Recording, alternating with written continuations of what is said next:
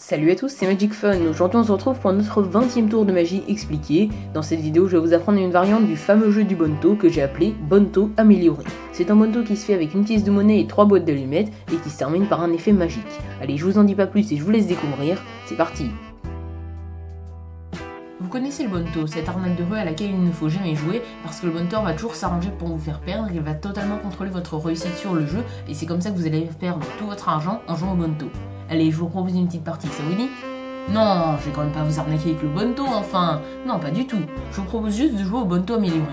Alors le Bonto amélioré, qu'est-ce que c'est ? C'est tout d'abord un Bonto qui va pas se faire avec des gobelets ou des cartes, mais avec des boîtes d'allumettes. Et ensuite, c'est moi qui vais mettre de l'argent en jeu et pas vous. C'est-à-dire que vous allez pouvoir venir sans rien et revenir avec de l'argent. Ça vous va ? Bon, pour l'instant, on commence juste avec 5 centimes, hein, mais ne vous inquiétez pas, petite parenthèse, si vous jouez bien, on pourra s'arranger pour augmenter la mise. Hein. Dans le Bonto amélioré, je vais aussi être tout à fait honnête avec vous, puisqu'on va dès maintenant signer la pièce qu'on va utiliser, pour être certain que c'est bien la même pièce du début à la fin du tour.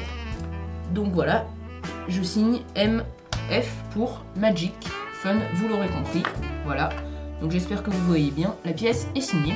Et maintenant on va s'intéresser aux boîtes d'allumettes. Alors les boîtes d'allumettes, je vous les ai pas encore présentées, mais elles ne sont pas truquées. Hein. De toute manière, si je vous les laisse à examiner, c'est qu'elles ne sont pas truquées, vous vous en doutez. Voilà. Et la dernière. Voilà. Donc maintenant on va mettre la pièce signée dans une des boîtes d'allumettes, n'importe laquelle, par exemple celle du milieu. Donc je la mets dedans, je referme, et vous vous demandez peut-être à quoi vont servir les élastiques. Et bien les élastiques vont servir à entourer les boîtes d'allumettes pour éviter que la pièce ne s'échappe, tout simplement. Donc moi je vais prendre la boîte d'allumettes avec la pièce et je vais l'entourer avec l'élastique. Donc allez-y, faites pareil avec les deux autres boîtes d'allumettes. Voilà, donc moi j'ai fini. Ah, vous l'avez pas fait? Oh mais non, mais oh, c'est normal, vous n'êtes pas réellement là, j'aurais dû m'en douter. Mais en temps normal, vous l'auriez fait à ma place, hein, vous auriez mis, comme moi, les élastiques autour des boîtes d'allumettes. Voilà. Maintenant, je vais aller chercher de la poudre magique dans ma poche. Donc voilà, je prends la poudre magique et je vais la saupoudrer autour des boîtes d'allumettes, sur les boîtes d'allumettes, comme ça. Je saupoudre la poudre magique. Voilà. Maintenant que j'en ai plus, ça devrait suffire. Normalement, maintenant, les boîtes d'allumettes sont magiques. Alors, elles sont magiques parce que j'ai créé des micro-trous sur les côtés qui vont me permettre de faire déplacer des particules de pièces d'une boîte d'allumettes à une autre. Donc, c'est comme ça que je vais réussir à déplacer la pièce où je veux. Et c'est comme ça que vous allez perdre au Bonto amélioré. Je vous avais prévenu, hein, il ne faut jamais jouer au Bonto. Vous vous êtes laissé entraîner. Et bien oui, je vous avais dit, il ne faut pas jouer maintenant. C'est votre problème. Vous êtes obligé de jouer au Bonto amélioré. Je vous rappelle que la pièce est dans la boîte d'allumettes du milieu. Et on va commencer à jouer au Bonto amélioré. Alors on va jouer en 5 manches. On dit que si vous gagnez 3 manches sur les 5, vous remportez la pièce. Sinon, eh ben, vous ne gagnez rien. D'accord ? Ça vous va ? Ok, bon, on est parti. La pièce est ici. Je commence à mélanger.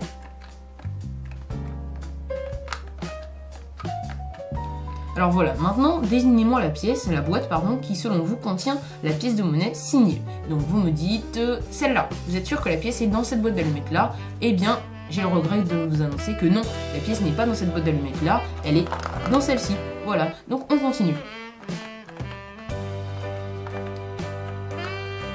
Voilà, alors maintenant désignez-moi la boîte d'allumettes qui selon vous contient la pièce. Donc je vous rappelle que vous avez déjà perdu une manche sur les 5. Donc désignez, attention, celle-ci. Vous êtes sûr, hein ? Sûr et certain ? Eh bien non, la pièce n'est pas dans cette boîte d'allumettes là puisqu'elle est dans celle du milieu. On continue, vous avez perdu 2 manches sur les 5. Alors maintenant, désignez-moi la boîte d'allumettes qui, toujours pareil, selon vous, contient la pièce. Alors vous me dites celle-ci. Vous êtes sûr, hein ? Attention, ne vous trompez pas. Vous êtes sûr ? Eh bien non, c'est perdu. Elle était encore dans celle du milieu. Donc maintenant, vous l'aurez compris, vous avez déjà perdu 3 manches sur les 5. Donc il vous sera impossible de remporter 3 manches sur les 5 puisque vous en avez déjà fait 3. Il n'en reste plus que 2. Vous ne pourrez donc pas gagner la pièce malheureusement. Mais bon, on va terminer la partie juste pour le fun. Je vous rappelle que la pièce est dans la boîte d'allumettes du milieu. On termine. Voilà. Maintenant, vous me dites dans quelle boîte d'allumettes est la pièce selon vous. Vous me désignez celle-ci. Vous êtes sûr, hein ? Eh bien non, elle n'est pas dans cette boîte d'allumettes là, puisqu'elle est dans celle-ci. Voilà. On termine pour la dernière manche. Là, vous avez perdu 4 manches sur 5. Bon, c'est pas un très beau score. Essayez de vous rattraper quand même. Allez, là, vous me dites dans quelle boîte d'allumettes est la pièce. Vous me désignez celle-ci. Sûr ? C'est votre dernier mot ? Eh bien non, elle n'est pas là. Elle est dans cette boîte d'allumettes là, encore une fois. Donc voilà, vous avez perdu les 5 manches sur les 5. Je vous avais dit hein, que le Bonteur s'arrange toujours pour vous faire perdre. C'est lui qui contrôle votre réussite au jeu. Donc vous vous êtes laissé entraîner, vous n'auriez pas dû.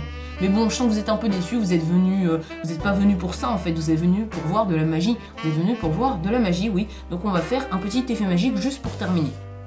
si je claque des doigts, je fais une passe magique en plus, et bien là, la pièce disparaît complètement des boîtes d'allumettes. La pièce a complètement disparu, elle s'est volatilisée. Vous pouvez vérifier par vous-même. Regardez, elle n'est pas dans la première boîte d'allumettes, pas dans celle du milieu, ça voudra dire qu'elle est dans la dernière, vous me diriez? Eh bien non, je ne crois pas qu'elle est dans la dernière, puisque regardez, voilà, la dernière est vide, tout simplement. Donc la pièce s'est volatilisée des boîtes d'allumettes. En fait non, elle n'a pas vraiment disparu, puisqu'elle s'est téléportée. Et devinez où elle s'est téléportée? Eh bien tout simplement dans ma poche. Voilà, dans ma poche, on retrouve la pièce signée depuis le début, MF pour Magic Fun, c'est bien la même pièce qu'au début, donc la pièce signée s'est téléportée dans ma poche. Je vous avais dit qu'il fallait pas jouer au Monto, mais c'est pas grave, on passe quand même aux explications de ce fabuleux tour de magie.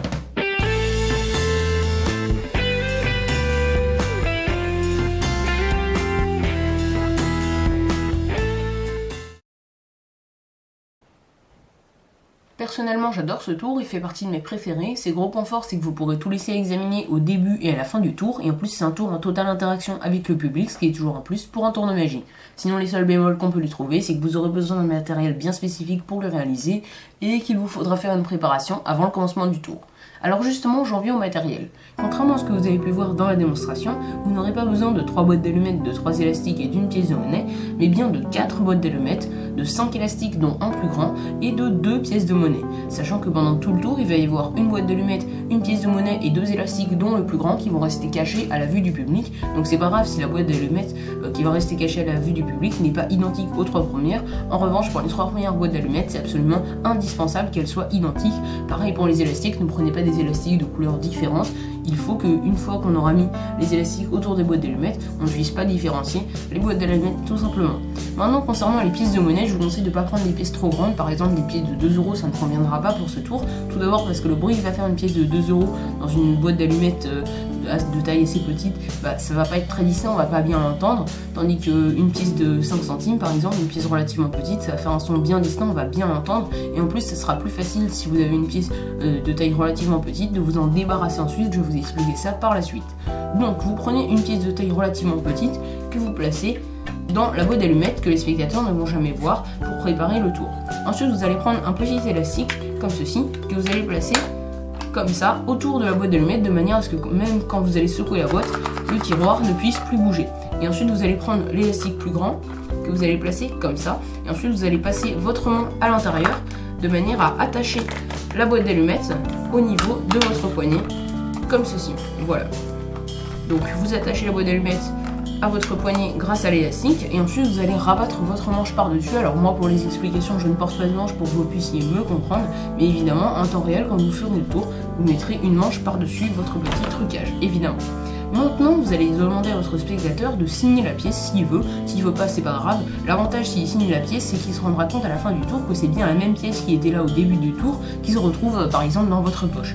Donc maintenant qu'il a signé ou non la pièce, vous allez la mettre dans une des boîtes d'allumettes, peu importe laquelle. D'ailleurs, vous pouvez tout laisser à examiner, il n'y a aucun matériel truqué dans ce que vous lui présentez. Admettons que vous la mettiez dans cette boîte d'allumettes.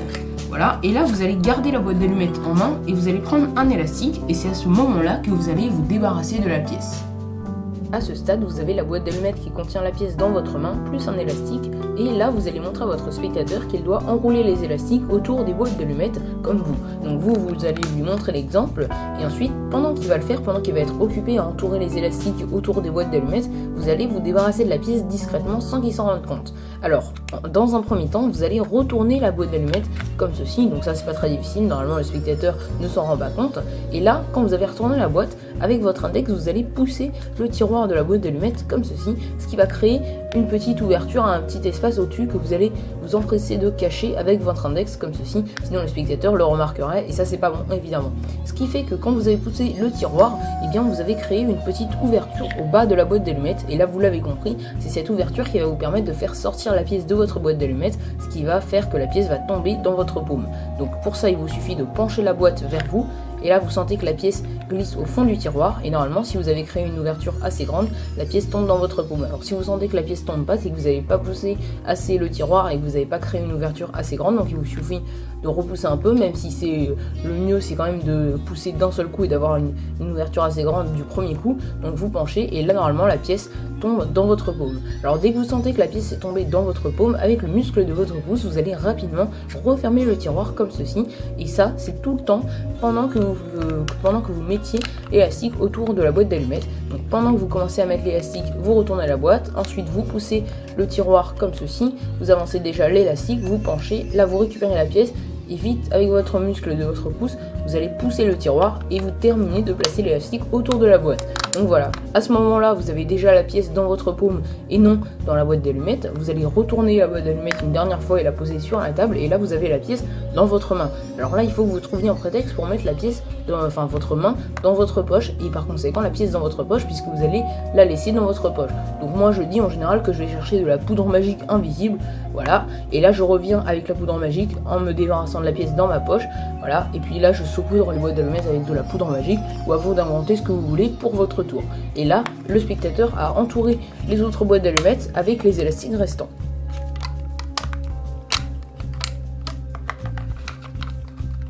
Et voilà, à ce stade du tour, vous avez les 3 boîtes d'allumettes entourées par les élastiques sans aucune pièce à l'intérieur, alors que pour le spectateur, il y a une pièce à l'intérieur d'une boîte d'allumettes. Là, vous allez mélanger les boîtes d'allumettes, mais juste avant, vous allez renforcer l'illusion qu'il y a bien une pièce dans la boîte d'allumettes que vous venez de poser sur la table.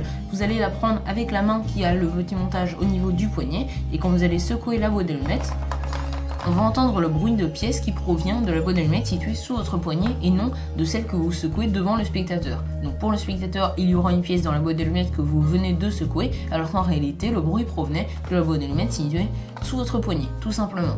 Ensuite, vous allez mélanger, donc je vous conseille de ne pas mélanger trop rapidement, mélanger assez lentement pour que le spectateur puisse bien suivre la boîte d'allumettes qui contient la pièce selon lui. En réalité, il n'y a déjà plus de pièces dans les boîtes d'allumettes. Dans aucune boîte d'allumettes, il n'y a de pièces puisque la pièce est déjà dans votre poche. Ensuite, quand vous jugez que vous avez assez mélangé, je vous conseille de ne pas mélanger trop longtemps.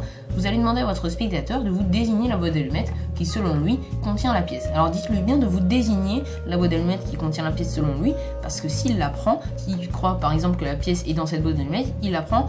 Il la secoue, il entend qu'il n'y a pas de pièce à l'intérieur, et après il va essayer les autres et va se rendre compte qu'il n'y a aucune pièce dans les boîtes d'allumettes. Donc là, vous devrez lui fournir quelques explications. Ça, il faut absolument pas. Il faut que vous arriviez à prendre la boîte vous-même. C'est pour ça que vous allez demander à votre spectateur qu'il vous désigne la boîte d'allumettes qui pense qu'il contient la pièce. Voilà, il vous désigne, admettons, celle du milieu, vous la secouez, et là, pour la première manche, si vous voulez le faire gagner, ce que je vous conseille parce que ça va le mettre en confiance pour les manches suivantes, si vous voulez le faire gagner, vous allez prendre la boîte d'allumettes, comme je vous ai indiqué précédemment, avec la main qui a le montage au poignet. Et quand vous allez secouer, c'est ce que je viens de vous dire, et bien le son qu'on va entendre va provenir en fait de la boîte d'allumettes située sous votre poignet. Néanmoins, si vous voulez le faire perdre à la première manche, et bien vous allez prendre la boîte d'allumettes qu'il vous désigne avec l'autre main. Et quand vous allez secouer, on ne va rien entendre, et ensuite vous allez vous empresser de prendre une des deux autres boîtes d'allumettes avec la main qui a le montage au poignet et dire eh bien non, la pièce est dans cette boîte d'allumettes et non dans celle-ci, tout simplement. Donc vous avez compris le principe, ensuite vous allez continuer à mélanger et vous allez faire ça 4 ou 5 fois. Moi je vous conseille de ne pas le faire trop longtemps puisqu'au bout d'un moment, le spectateur va vouloir regarder carrément à l'intérieur de la boîte d'allumettes ouvrir les tiroirs. Donc les élastiques servent à le dissuader d'ouvrir les tiroirs, mais à vous laisser faire, à vous laisser secouer les boîtes d'allumettes pour lui. Donc quand vous avez assez mélangé, vous lui redemandez désignez-moi la boîte d'allumettes qui contient la pièce selon vous, et là il vous désigne admettons celle-ci. Vous voulez le faire perdre à la deuxième manche, ok, vous la prenez avec la main qui ne contient pas, enfin qui n'a pas de montage au poignet, vous secouez la boîte et là il n'entend rien, ça veut dire que la pièce n'est pas dans cette boîte d'allumettes et elle est par exemple dans celle-là. Il vous suffit de la prendre avec une autre, avec la main qui a le montage au poignet tout simplement. Donc le spectateur ne se rendra pas compte que vous faites exprès de prendre à chaque fois la boîte d'allumettes qui contient la pièce avec la main qui a le montage au poignet, puisqu'il ne sait pas que vous avez une boîte d'allumettes cachée sous votre poignet, d'autant plus que vous avez une manche par-dessus, tout simplement. Quand vous avez fait ça environ 5-6 fois, comme je vous l'ai dit, je vous conseille de ne pas le faire trop longtemps, vous allez arrêter le jeu, vous dites à votre spectateur, voilà, je pense qu'on a assez joué. Maintenant, il va se passer un truc incroyable, c'est que juste en faisant une passe magique, donc là vous faites une passe magique au-dessus des boîtes d'allumettes, et bien vous allez faire disparaître la pièce des boîtes d'allumettes, et la pièce aura complètement disparu des boîtes d'allumettes. Vous dites ça à votre spectateur, et là il peut se rendre compte par lui-même que la pièce a effectivement disparu des boîtes d'allumettes, il va toutes les ouvrir, voilà, et il va bien se rendre compte que la pièce a complètement disparu, il peut réexaminer le matériel et là vous allez fièrement sortir la pièce de votre poche et vous dites regardez, La pièce a atterri dans ma poche, elle s'est téléportée dans ma poche et c'est la pièce que vous avez signée, si le spectateur l'avait signée, au début du tour. Et là le spectateur est tout étonné puisque pendant tout le tour il a bien entendu le bruit de la pièce dans les boîtes d'allumettes qu'il a désignées.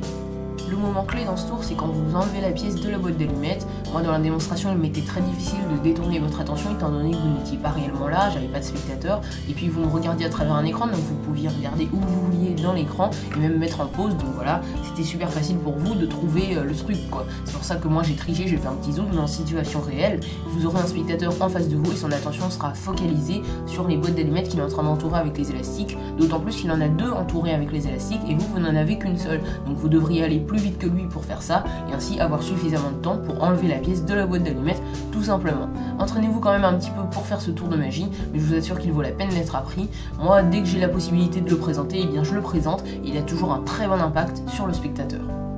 Voilà les amis, j'espère que cette variante du Bonto vous a plu. N'hésitez pas à laisser un petit commentaire pour me dire ce que vous en pensez. Vous pouvez aussi mettre un j'aime à la vidéo et la partager un maximum, ça m'aiderait beaucoup à progresser. Merci et à très bientôt.